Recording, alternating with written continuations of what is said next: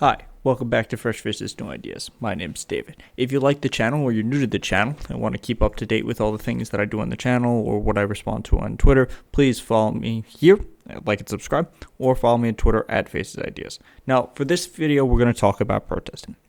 You have the right to protest. You don't have the right to riot. There's already laws against that.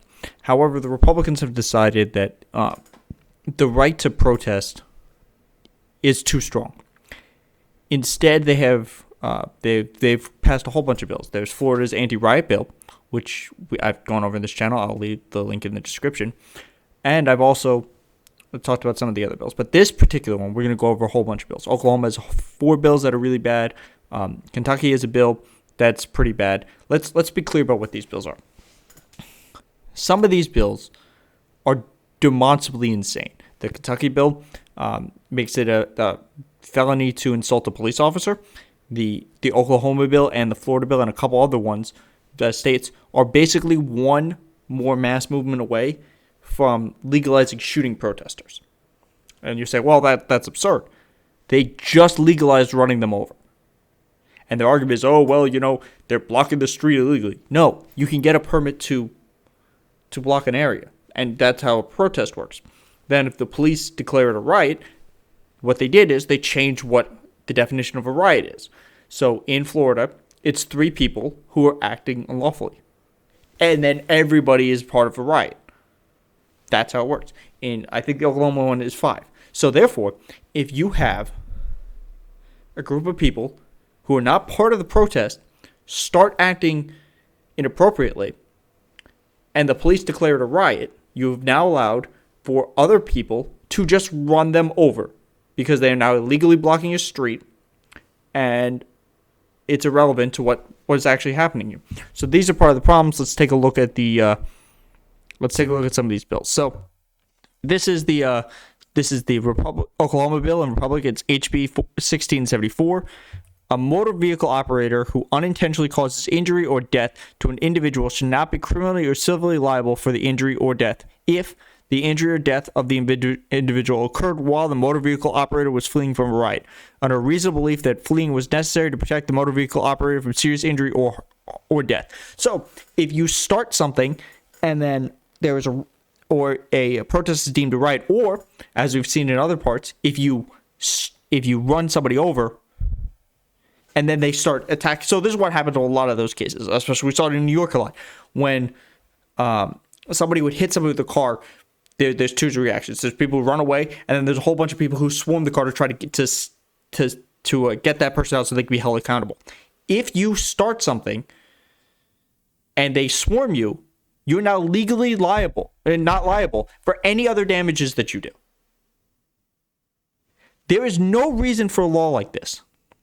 The only reason you believe that you're going to be in injury or death while in a car during what is considered a protest is if you have started something.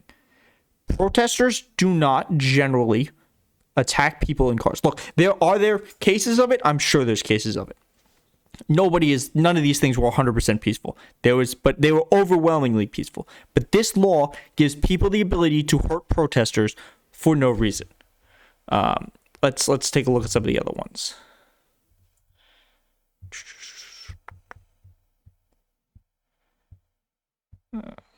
This is the one that says 5 people are considered a riot. This is a good coverage of them. GOP of dozens of states introduced anti-protest bills, meaning silence people speaking out for justice. Oklahoma and Iowa, on top of Florida, basically encourage drivers to strike protesters with their car. I just talked about this. In Indiana, a Republican proposed would ban anyone convicted of unlawful assembly from holding state employment. Now, the problem with this specifically is part of the way that some people get notoriety, most notably Cori Bush, she was a protester. That's what she did. She did public outreach and she organized protests. So if you get arrested during these protests, regardless of whether it was a legal arrest or not, you are now unable to hold state employment. So this is saying if you want to get your name out there, or you believe in a cause that leads to a large protest, and then because of that you gain name recognition and ultimately decide to transfer that recognition into running for public office, you can no longer do that. Minnesota bill will bar people convicted of unlawful protesting from receiving unemployment benefits, housing assistance, and even student loans. That's crazy. So, like I said, the same things apply. Now you're going to be poorer, and now you're going to be even more poor. So they're taking away your education, they're taking away your housing, and they're taking away any unemployment benefits. Because, let's say there's a pandemic or another economic crash where you need those unemployment benefits. You protested, now you can't get those. So keep in mind, all of these bills are happening to people who are protesting. Protesting is part of your First Amendment rights. They don't believe in free speech. These are anti-free speech bills. So as much as the right complains about, censorship, you're silencing me, you're attacking my First Amendment right because you got rid of all the Nazis on Twitter. This is anti-free speech. This is the worst one, Kentucky. The state Senate passed a bill that would make it a crime to insult a police officer with offensive or derisive words or gestures that could provoke a violent response. So basically what this is saying is, if I call a police head a dickhead and he beats the shit out of me, they're charging me with that.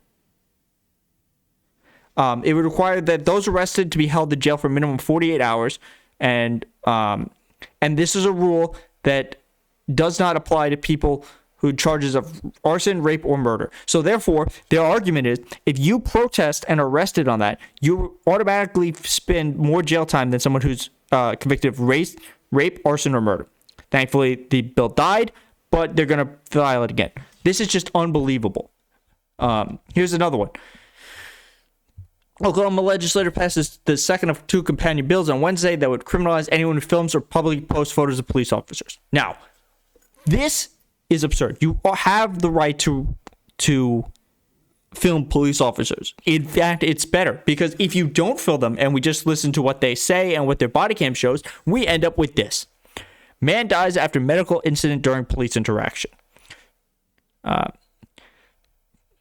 Shortly responded to a report of forgery in progress. Officers are advised that the suspect was sitting atop a blue car and appeared to be under the influence. Two officers arrived and located the suspect, the male to believe in his 40s, in his car. He was ordered to step from his car. After he got out, he physically resisted officers. Officers were able to get the suspect in a handcuff and noted he appeared to be suffering medical distress. Officers called for an ambulance. He was transported to the Hennepin County Medical Center by an ambulance, where he died a short time later. At no time were any weapons of any type used by anyone involved in this incident. This is being investigated. Now, if you don't know what I just read to you, that's okay. I'm going to tell you. What I just read to you was the police write-up of the George Floyd murder. This is now legally a murder. They just convicted the guy a couple days ago. So what the police said was that he resisted arrest and he had some type of medical issue, and that's why he died. Not Derek Chauvin kneeled on his neck for 9.5 minutes and other things happened. So you should be able to film police. It's a way of holding them accountable. If they didn't want to be held accountable, what are they hiding? So look, this is very clear. These anti-protest bills are anti-American. There is already bills that say it's illegal to riot, it is illegal to cause property damage. These are already illegal. To allow people to indiscriminately run through crowds because of some vague notion that they might be in danger is advocating for murder. And I really do feel that if a couple of these things happen, well, then you're just one step away from legally shooting people. Now remember, these things have happened already. I've covered it in another video that there was over 100 cases of people being run over by police officers. There's the one in Texas where the guy started running people over, or he was like kind of driving through the crowd, and a guy was talking to him. He was like, hey, why are you doing this? Don't drive through this. The guy who was talking to him was armed, and the reason was that was to deter people because his wife was paraplegic. And the guy in the car shot him and then drove off through the crowd. So, look, if you're against protesting or you're designing bills that allow you to harm people who are protesting or that are criminalize talking to a police officer that would allow them to violently attack you, but that is your fault, or to criminalize videotaping police officers, you don't believe in the First Amendment. And I'm not surprised that these are Republicans who are pushing this, because they've made it very clear since the protests started, they don't believe in free speech unless it is Republican free speech. Thank you for watching. Please like and subscribe. Please follow me on Twitter @FacesIdeas, and I will see you in the next one.